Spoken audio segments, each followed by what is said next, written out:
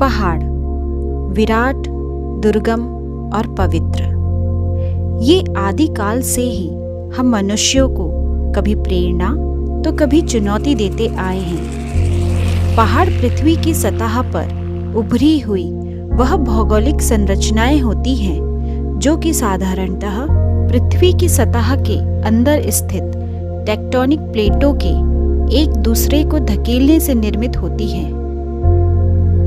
सदियों से पहाड़ प्रकृति का रक्षण और प्राणियों को आश्रय देते आए हैं। छोटी बड़ी कई सभ्यताएं कभी इन विराट पहाड़ों की गोद में विकसित हुई, फली फूली और फिर विलुप्त हो गई। परंतु ये पहाड़ सदियों से आज भी एक मूक गवाह की तरह अपनी जगह पर उसी तरह शान से खड़े हैं। फैक्ट क्रक्स के इस एपिसोड में हम बात करेंगे पहाड़ों से जुड़े कुछ ऐसे ही अजीबोगरीब, रोचक और ज्ञानवर्धक तथ्यों की। मैं हूं गरिमा कौठेकर और आप देख रहे हैं माइटी माउंटेन्स।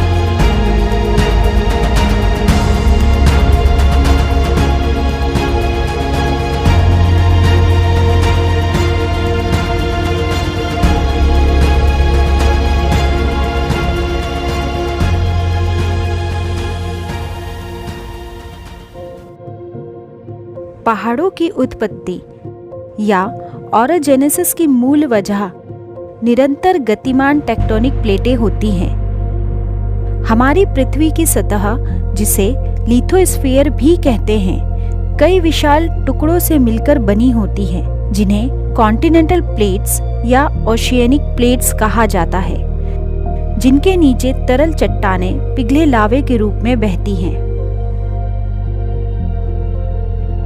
इन निरंतर गतिमान लिथोस्फेरिक प्लेटों के आपस में टकराव के परिणाम स्वरूप ही पर्वत श्रृंखलाओं का निर्माण होता है।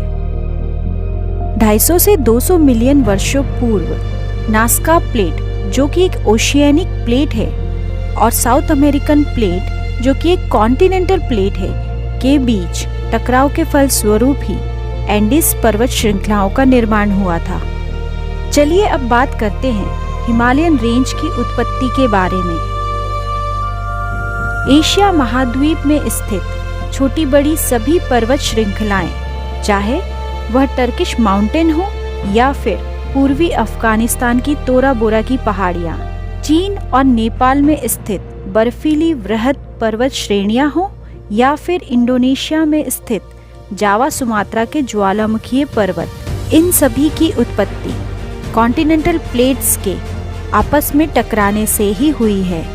ठीक इसी प्रकार 30 मिलियन वर्षों पूर्व इंडियन प्लेट के यूरो एशियाई प्लेट से टकराने के परिणाम स्वरूप हिमालय पर्वत श्रृंखलाओं का निर्माण हुआ, और ये टकराव अभी थमा नहीं है बल्कि निरंतर चला आ रहा है, जिसके परिणाम स्वरूप हिमालय आज भी 5 सेंटीमीटर प्रतिवर्ष की दर से ऊंचा उठता जा रहा है। लगभग 100 मिलियन वर्षों पूर्व इसी प्रकार यूरो एशियाई कॉन्टिनेंटल प्लेट की अफ्रीकन प्लेट के साथ टकराव के परिणाम स्वरूप एल्प्स पर्वत श्रृंखलाओं का निर्माण हुआ था। पर्वत छोटे हो या बड़े, ऊंची ऊंची बर्फीली चोटियां हो या फिर सदाबहार वृक्षों से ढके हरे भरे पहाड़, ये हमेशा से ही मन को लुभाते रहे हैं। पर क्या आप जानते हैं, कुछ पहाड़ ऐसे भी होते हैं जो रंग बिरंगे होते हैं। पेरू और चीन में स्थित रेनबो माउंटेन्स ऐसे ही कुछ अनोखे पर्वत हैं जो अपने विविध रंगों के लिए दुनिया भर में प्रसिद्ध हैं। इन पर्वतों का रंगीन होना पूर्णतः प्राकृतिक होता है, जिनका निर्माण वर्षों से चली आ रही टेक्टोनिक गतिविधियों, वातावरणीय स्थितियों और टेरिजिनस सेडिमेंट्री सतहों के इरोजन के चलते हुआ है। इसी प्रकार एक अनोखा पहाड़ ऐसा भी है जो दिन के अलग अलग समय के अनुसार अपना रंग बदलता है। उलुरु या फिर आयर्स रॉक एक ऐसी ही सैंडस्टोन से बनी भौगोलिक संरचना है जो ऑस्ट्रेलिया के उत्तरी क्षेत्र के सुदूर दक्षिणी भाग में स्थित है। यह संरचना कई वाटर होल्स, गुफाओं और कई प्राचीन भित्ति चित्रों से मिलकर बनी है। इसीलिए यह ऐतिहासिक संरचना वर्ल्ड हेरिटेज साइट के रूप में यूनेस्को द्वारा संरक्षित है। इस एपिसोड में हमने जाना पहाड़ों के निर्माण और उनके इतिहास से जुड़ी कुछ रोचक जानकारियों को और जाना कुछ अनोखे पर्वतों के बारे में जिन्हें देखकर मन अनायास ही कह उठता है कि क्या पहाड़ ऐसे भी होते हैं। इस एपिसोड में इतना ही।